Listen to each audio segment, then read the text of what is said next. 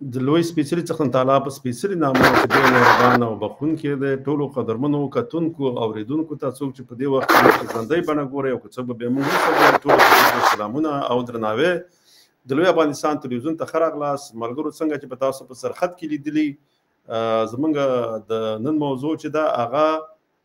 د پنجابي ریاست په فوز باندې د پښتنو او بلوچ ملتپالو بریدونه څو ورځې مخکې، خو دا څو ورځې موږ په ژوندۍ بڼه نه راغلي، خو یو څو ورځې مخکې په مستون کې چې د بلوچستان له مهمو او اساسو سیمو څخه ده، پرون د بلوچ مبارزینو لخوا ونیول شوه او لا هم د دوی تر کنټرول لاندې ده. نو هغه سیمه چې ده اوس هم تر دوی د کنټرول لاندې ده او بیا نن په باجوړ کې د کمشنر یا اسسټنټ کمشنر هغه باندې برید شوی دی او هغه سره د نورو ځینو ملګرو هغه چې دی هلاک شوی دی. او ځکه دا هغه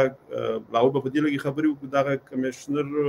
اسسټنټ کمشنر چې همیشه به په پښتون ژغورنې غورځنګ باندې تورونه لګول او تورونه به په داسې لګول چې دا چې د پاکستان خلاف دی او د پاکستان غداران دي او دا چې پی ټی ایم د پښتون ژغورنې غورځنګ د پښتنو د پاره صلح او امن غوښتو او د پښتنو د حقوقو لپاره مبارزه کوله. همدغه د ګلخانان چې دي او د پنجاب د ریاست غلامان دوی چې دی همیشه بیا په دغه شان د پښتنو باندې نیوکې کوي او د دوی خلاف دي. زه نن په دې باندې بیا لږې خبرې کوم، خو دا د بلوچستان مسلې ته هم راځم. دا د بلوچستان مسله داسې ده چې په بلوچستان کې چې دی هلته هغه د بلوچستان د ایکجهتي کمیټې ورته وایي چې په هغې کې اماران بلوچ وه ډاکټره، هغې نیولې وه او د هغې په نیولو کېدلو سره دوی غوښتل چې بلوچستان کمزوري کړي او بلوچستان دغه کم خپل حق او حقوق چې غواړي هغه چې دی لکه د دوی د اوازونه غلي کی او دوی خپل حق او حقوق د بلوچستان د پاره نه غواړي. او بل یو دا کار دی چې د پنجاب ریاست غواړي چې په بلوچستان او د پښتونخوا په شمالي وزیرستان، جنوبي وزیرستان او هغه د باجوړ شو یا د نوري سیمې چې په خوا به وته دغه ویل د فاټا به ورته ویل د پاکستانیانو په دغه باندې او یا قبایلی علاقې په دې باندې ملټري اپریشنونه کوي. نو دې خاطر باندې چې د پښتون ژغورنې غورځنګ او د بلوچ کمیټې جهتي چې ده چې د هغې دغه مشران او د هغوی د غړي ونیسي، بندۍ نه کړي چې بیا دغه د پنجاب د فوز دغه ظلمونه چې دي دا نړیوالو ته یا خپله بلوچستانو ته یا پښتنو ته دوی ښکاره نه کړي او دوی په دې پوهه نه کړي چې د پنجاب فوز چې دی دا د پښتنو او د بلوچستانو جنسایډ کوي او صرف غواړي چې د دوی وسایلو باندې قبضه شي. دوی د هلته نه پښتانه غواړي او نه بلوچان غواړي، بلکې دوی غواړي چې د پښتنو داسې نسل کشي ولوکي، دوی ختم کړي او بیا په راتلونکي کې دغه ځمکې چې دي دا دغه ته پاتې شي، پنجابیانو ته پاتې شي. بل دا کار دی دې باندې ما مخکې ډېرې خبرې کړي دي چې همداسې د بلوچستان په سیمه کې دا کار کوي. بلوچستان خو بیا د هغې نفوس کم دی او خاوره چې دا د پاکستان ټول پاکستان چې دی تقریبا 4.5 او 15% خاوره چې دا یا جغرافیه چې دی خپل بلوچستان تشکیلوي. هلته چې ډیر زیات مدنیات دي، طبي وسایل دي، صحیح ده که زراعت کم کیږي خو داسې خو په عربو کې زراعت نه کیږي، خو هغې وسایل دومره زیات دي چې هغې دومره ماړه دي چې هغه زراعت هیڅ ضرورت نه لري. دا ځای نه کولی شي چې هر څه دوی ته ضرورت وي هغه د زراعتي هغه راوغواړي او دغه سعودي عربستان او دغه نورو عربي هېوادونو ته یې راوړي. داسې بلوچستان هم دی که زراعت ولري که ونه لري، خو دوی ډیر زیات طبي وسایل لري او په هغې باندې د پاکستان یا د پنجابي ریاست فوز هغه چې دی هغه په حاکم دی او دغه ځای نه دوی دغه وسایل وړي او خپل ځان پې نورم قوي کوي، مضبوطوي چې دغه کمزوري پښتانه او ملتپاله بلوچستان چې دی دا پې وټکوي او دوی پې ښه وځپي او جنسایډ ولوکي او نسل کشي ولوکي. نو په دې کې پښتنو ته اوس موږ یو بله مسله داسې ده چې دا څو موده کېږي چې تاسو د پنجاب میډیا کتلي، نو په پنجابي میډیا کې دوی دا ښکاره کوي چې دغه چې د تحریک طالبان پښتونخوا هغه یو ډرونونه پیدا کړي دي او دغه اوس هغه د ډرون حمله هم کوي. هغه دا هیڅ حقیقت نه لري. اصلا دغه ډرون چې دی دا د پنجابي ریاست دی او زی دغه د پښتانه چې دي چې عام خلک دي، عام ولس دي او په خپل کلی او په کورونو کې اوسېږي هغوی باندې بمبار کوي او بې ګناه ماشومان او د پښتانه وژني. بیا دې خاطر باندې د خپلې پنجابي میډیا د لارې بیا نورې دنیا ته خپله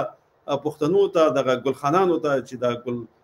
دا د پنجاب د غلام ذهن چې دي دوی ته بیا داسې ښکاره کوي چې تاسو دا دغه چې دي د عام خلک چې په وزیرستان یا شمالي وزیرستان یا په دغه نورو قبایلي علاقو کې په ډرون باندې لګیږي د خپل د طالبان ډرون زی نو دا دومره یو دغه چوتاره دښمن دی د پنجاب چې د خپل پنجابي میډیا د لارې ور سره د ګلخانانو د لارې به دا چې دی دغه تبلیغات کوي نو پښتنو سره د یو قوي میډیا نشته دی چې راشي به دغه خبرې ول ټول خلکو ته روښانه کړي چې دا چې دا ډرون چې دی دا دغه نه دی دا د طالبانو نه دي دا دغه د پنجاب د فوزي دوی تاسو ودی او تاسو به خپل به تاسو هغه دغه چې د مرګ جوړ لاغم به په پښتنو باندې وراړي دا ډیر زیات مکارای نه کار اخلي په پښتانه په دې باندې پیشي او هغه خاص کر هغه پښتانه چې د فوز سره کار کوي او د فوز غلامان دي دا غوینه د یو ماش د یو کم ماش په دغه کې اغستلو کې خپل بلوچانو او خپل پښتانه وجني او دغه منطقي او دغه سیمه چې د نورم په غلامۍ کې د پنجاب ساتي ځکه دوی خپل حکومت نشي کولای موږ خو دې پوهیږو چې نه د بلوچانو په لاس کې حکومت دی او نه د پښتنو په لاس کې حکومت دی دغه پښتانه چې په دغه کې ناستي که د پښتونخوا په اسمبلی کې ناستي نو خپل موږ خو دې پوهیږو چې دلته دغه اسمبلی ته د څوک راولي همدغه د پنجاب فوز راولي او بیا څه چې غواړي ماغه پالیسي پر مخ کې وړي هیڅ هم نشي کولای دوی صرف قطعي ماغه دې خاطر باندې چې دغه خلک د غلامان ذهن پښتانه چې په دغه قومي په صوبایي اسمبلی کې ناس د قدرت تفشاله دي چې یو څو موټري ورکړي یو څو باډیګارډان په شاته رواني نور دغه نه د خپل ولس بغم کې دي او نه کله د خپل ولس سره ودرېدلي دي د سیدغه زیاده غمولین چې دي دام د یری نه خبرې نه کوي لکه خاص کر دغه د جمعیت علما اسلام ډله چې دا چې دی په سر کې د غرازي مولانا فضل الرحمن رازي نه خو د اسلامي قانون د نافذ کولو لپاره کله غږ پورته کړی دی په پښتونخوا کې نه کله چې دغه ځای کې د افغانستان د افغانانو سره ظلمونه کېدل او د ناټو دغه قطارونه وتله او ته به د بیګونه افغانان وژل په وخت کې دوی خپل غږ نه پورته کوي دغه د مولانا ډیزل بلکې دی چې د په هغه ځنې تړونونو کې خپل لاسلیکونه شته چې خپل په وخت کې دوی په حکومت کې او د مشرف سره به یو ځای هغه تړونونه لاسلیک کړي چې کولای شي دغه ځای نه په افغانستان باندې هم دغه ډرون معاملې وکړي او نور د ناټو قطارونه هم تیر شي ولته افغانان وجني نو دا چې د چلز دا مولانا چې د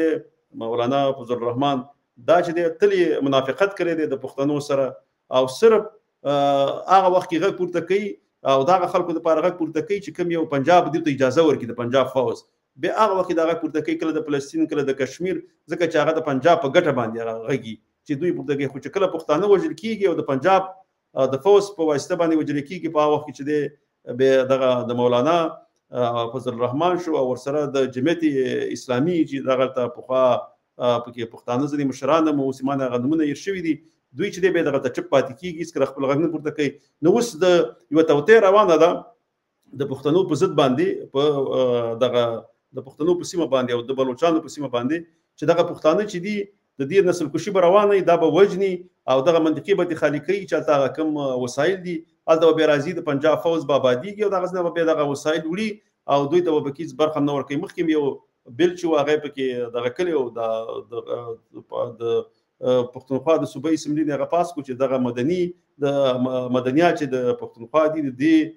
ټول واک چې دی هغه وفاقي حکومت ته ورکوي چې دغه ځنه به دا کنټرولي کوي د ټول فوز دی هغه به کنټرولي هغه په نور دنیا باندې خرڅي پښتانه چې دي د به برخې پاتې صرف د نوکرۍ او مزدورۍ او د نش په دغه کې به دوی ته نسی لکه د غلامانو په شکل کې په خوا چې په دغه پخواني زمانه کې به د فرعونانو په وخت کې به غلامان به داسې و چې کار به کوو صرف هغه مزد به ولنه ورکوو صرف دومره یې کول چې هغه ډوډۍ خوراک او شینې به کول هغه په کار کې به هم لږه شانته دغه غفلت وکړو نو د باسه به په هغه قمچګانو باندې یا په لختو یا په هغه وخت کې په هغه کوم دغه چې په د چمړه ورته وای یا که مونږ ورته چې به اوس کزمانه وسغنم یې شو په چرم باندې دا غینه به قسم دغه جوړ کړیو څرمنې چې په هغه باندې به دا غلامان به وهل نو هغه کار چې دی وسم تقریبا دغه د پښتنو سره روان دی خو وهل کنه ور کوي د سلاسن په بيزنی وخت کې چې نسی په وخت وهلم ور کوي کومه ګورو هغه مخکې اپریشن کې چې ځکه ځنې وخت به د علماء چې نیول هغه د حق علماء چې د پاکستان په ضد باندې به پنجاب فوج سره بجنګیدل هغه به چونی ول هغه به په دغه سرمونه باندې وهل دغه کمربندونه غونډي به یا به سره دغه به د قمچینی غونډي به په هغه باندې به دوی ته هل خلک چې په غاسونه وای او ډیر سخت به زورول او چغي به واله او علماء به وال او یو ترجمان به سره ولاړو پښتون او پنجابي مشر ته چې دی کرنیل به یا به جرنیل هغه ته به ترجمه کوله نو ځکه دلته چې ور دې باندې باید دوی پوه شي چې یو پنجابي راځي تا په خپل سیمه په خپل منطقه کې دی وਹੀ ټکی دی او یو ترجمان سره ودرې ځکه ځنې پښتانه به په اردو باندې نه پیدل نو خه وغل به ولا ورکله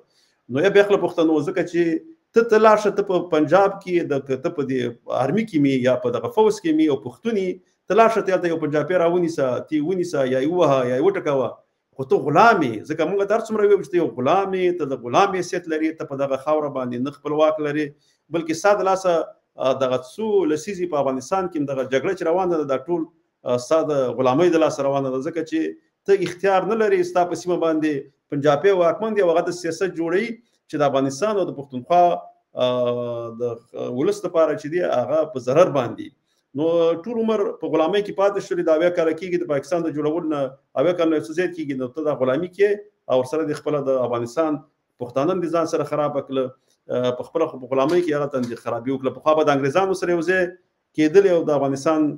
په وخت چې کوم هغه نظام به د هغې په خلاف د جګړه کوله وروسته چې دی اوس د پنجاب سره یوځای کېږي همیشه د پښتنو خلاف د افغانانو خلاف باندې د افغانانو سره په جګړه باندې اخته دلته چې دی که دغه څو لسیزې په افغانستان کې د جګړې مشري افغانان د یو بل خلاف جنګول دغه سیاستونه ستا د غلامۍ په خاطر باندې ته غلام پاتې شي او دغه سیمه په امن کې نشي نو په افغانستان کې به ملاسوهندې دغه پنجاب کولی اول ته به څو ګوندونه